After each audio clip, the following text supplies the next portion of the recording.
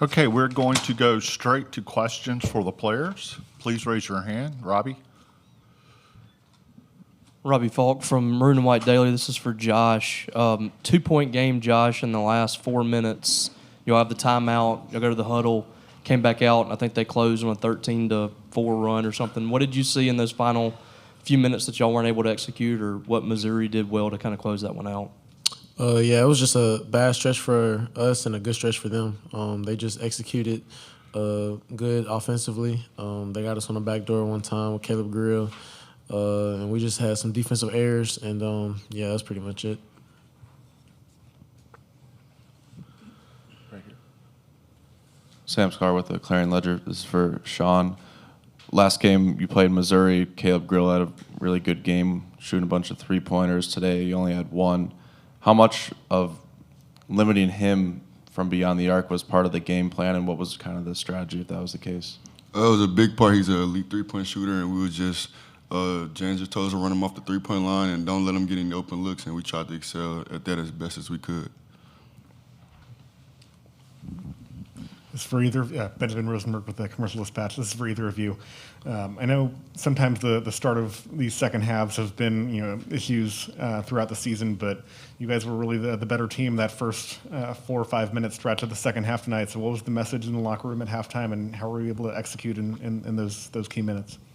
Yeah, we know in the past few games that the second half we came out slow, so we were just preaching, staying positive to each other to just come out strong, stay positive, and just go out there and just dominate. Right.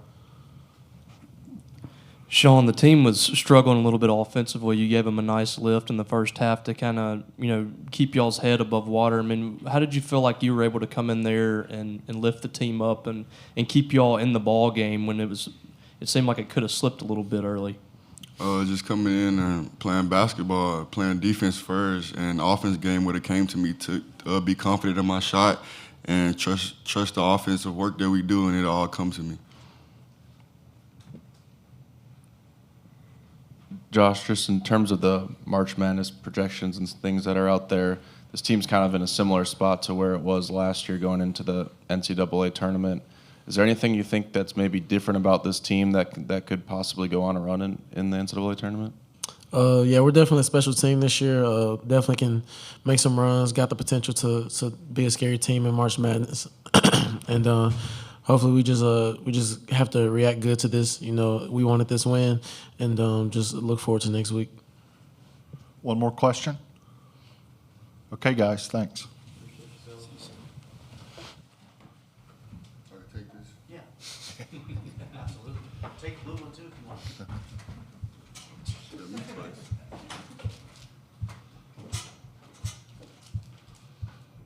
Okay, we'll start with Robbie.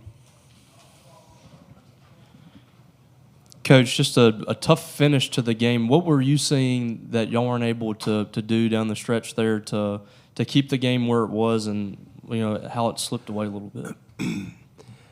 Yeah, would definitely like to have those last 4 minutes back. Obviously, it doesn't work that way. It was winning time, and we didn't play well in winning time. And that's the bottom line is they played better than we did. There was back and forth, obviously, throughout the game, and I felt really good about it. Once we handled their punch in the first half and got back at halftime and then came out, I felt really good about where we were at and just the vibe of how the game was unfolding. And then, in the end, you don't have time runs out, right? So you got to make the plays, you got to get stops, and we just weren't able to do it. We'll go right here. Coach, it seems like you did a pretty good job running them off the three-point line, Grill in particular, but that opened things up inside for some of their guards to drive and some of their post players as well. So what were the keys defensively, and how do you feel like the execution was?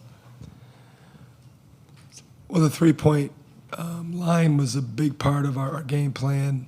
We've been deservingly much maligned for our percentage defensively this year, and certainly when we played them the last time, they went crazy from three, and they obviously have a lot of guys Caleb Grill's a great player, got a ton of respect for him, but they've got a lot of good players that can do different things. Tonight, Perkins and Bates, just kind of had their way with us, but when Grill was on the court, we were trying our best to limit his attempts, just make him as hard as we could and just not let him get into any sort of rhythm because of his ability to just break games open. And like you said, it exposed, a little bit of not having as much gap support for the ball handler. And they bullied us a couple times around the basket and laid the ball in. So they did a good job of taking, what we presented to them. We try to limit them, like I said, from the three, and we did a pretty good job of that. They were 8 for 24. I thought most of Caleb's, but maybe one, were fairly well contested, but it definitely opened us up for some other deficiencies. Second row. Chris, in terms of specifically the offense in those last 5 minutes, I think there was only one field goal made, and it was the Hubbard layup with a few seconds left. What were you seeing as kind of the issue in that stretch with the offense? It's one of those games where there's so many pivotal plays, like looking forward, I guess in a weird way, to watch the last 5 minutes to, lock into it a little bit better. I remember we had it at the rim a couple times and weren't able to finish it. I thought we had at least one or two pretty good looks at three when we were up and could have, got it to 5, I think, and had, some momentum, and we weren't able to do that. And then, they took advantage of it, and it came down to the last few plays, and certainly the ending score wasn't indicative of how the game was played.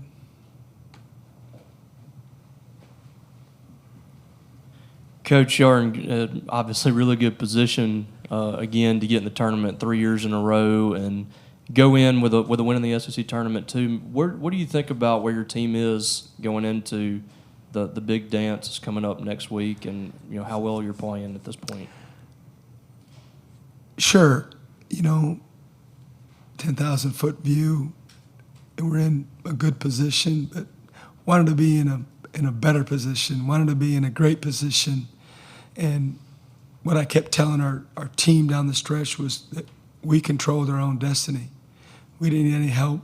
We had a fairly good, first 15, 16 games, and we're in great position. And then obviously the league is what it is this year, and everyone, for the most part, not everyone, but for the most part, had some stretches where it was tough.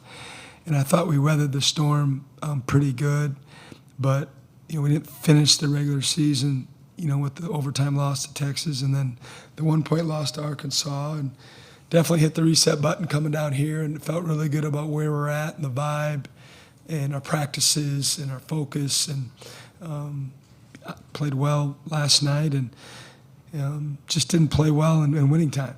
That's the bottom line. We just didn't play well the last 4 minutes of this particular game. So eventually we'll regroup here soon and be excited about what's next for us. But right now it's opportunities that we let get away from us.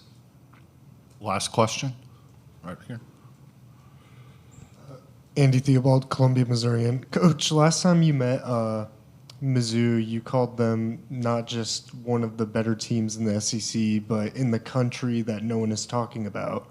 With further gained national media coverage of the team, how would you say Mizzou has grown in your eyes? Yeah, I was a pretty good predictor then, wasn't I?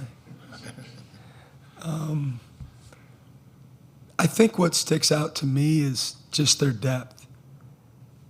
I mean, Mitchell, look at the stat line, he played, 12, 13, 14 minutes, right? And it was no problem. They play so many guys, and sometimes they have their main guys, but they can mix and match, and it's kind of random sometimes, at least from where we sit. For where they sit, I'm sure there's rhyme or reason to it. But I think that the depth And then there's so many guys that have the ability to shoot the ball and stretch the D. And they play with a lot of confidence. Coach Gates and his staff obviously do a really good job. And they're really, really good. You know, they're really, really good. And, you know, to be honest with you, they're built, you know, for this kind of tournament with playing consecutive days, quick turnarounds, you know, having that many pieces to work with and that kind of depth. So it wouldn't surprise me if they continued on winning. Okay, thank you. Thank you. Alex, Abby, Annie?